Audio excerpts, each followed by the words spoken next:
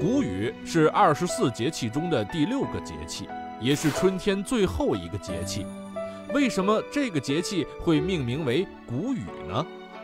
为什么叫谷雨呢？那么就是取自雨生百谷，所以简称这个谷雨。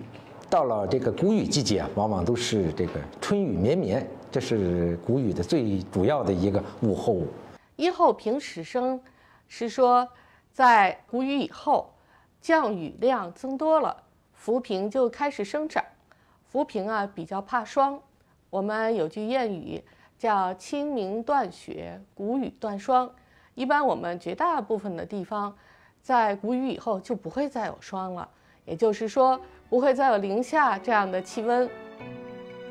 72候在先秦古籍《益州书》中就已经确立，用来指导农事活动。每一候对应一个物候现象。那谷雨节气中的另外2候是什么呢？2候鸣鸠伏其羽。鸣鸠呢就是布谷鸟，它开始梳理自己的羽毛，不停地鸣叫，布谷布谷，催促大家开始去种地了。3候戴胜降于桑。